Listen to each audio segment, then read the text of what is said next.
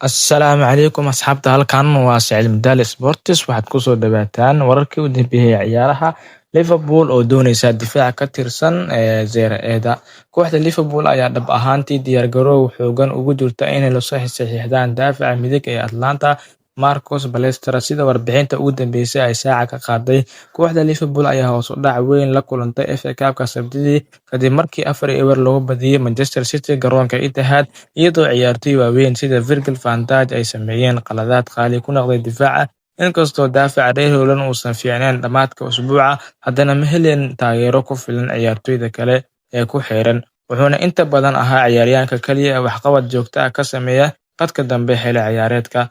Waxaa jira dood sheegaysa in qaab ciyaareedka difaaca kooxda uu si weyn u fiicnaan karo haddii ay xoogga saaraan xoojinta difaaca xagaagan. Liverpool ayaa dhab ahaan dooneysa saxiixa difaaca midig ee Atlanta Marco Palestra, kaasoo hadda amaah ugu maqan kooxda Gallery. Qiimeynta Marcos Palestra sidee buu yahay difaaca midig ee Atlanta? Warbixintu waxay sheegaysaa in qiimaha Palestra uu gaari karo 45 ilaa 39 milyan, taasoo noqon karta lacag aad u badan.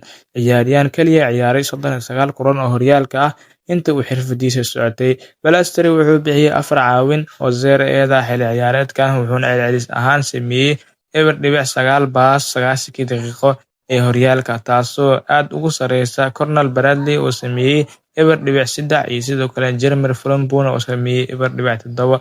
Liverpool ayaa tabaysa hal-abuurkii Alexander-Arnold ee booska difaaca midig tan iyo markii uu u wareegay Real Madrid xagaagii hore. Inkastoo daafaca Gallery uusan la mid ahayn dhanka kubadda, haddana weli wuxuu ku wanaagsan yahay kubad haynta.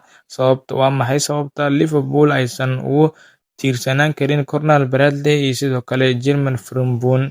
Conor Bradley waxay taageerayaal badan iyo falanqeeyayaal u arkaan inuu bedeli karo Alexander-Arnold, balse ciyaaryahanka reer Northern ma uusan muujin waxqabad joogto ah marka la siiyo fursadaha kooxda koowaad. 22-jirkan hadda wuu dhaawacan yahay kadib dhaawac culus oo jilibka ah, wuxuuna soo maray 5 dhaawac oo kala duwan tan iyo bilowga xilli ciyaareedkii hore, oo ay ku jiraan 4 dhaawac oo muruqa ah. Jeremy Frimpong ayaa la saxiixday xagaagii hore, wuxuuna mararka qaar muujiyay waxqabad wanaagsan dhanka weerarka, balse sidoo kale wuxuu la kulmay 4 dhaawac oo murqaha ah xilli ciyaareedkan, isagoo seegay 25 kulan oo uu ciyaari lahaa koox iyo xulba. Ciyaaryahanka reer Holland ayaa sidoo kale ku dhibaatooday difaac ahaan xilli ciyaareedkan, sidaas darteed la yaab male in kooxda lala xiriiriyo beddelkiisa. Saaxiibayaal, ha iloobin inaad 100 subscribe na gaarsiisaan. Waad mahadsantihiin.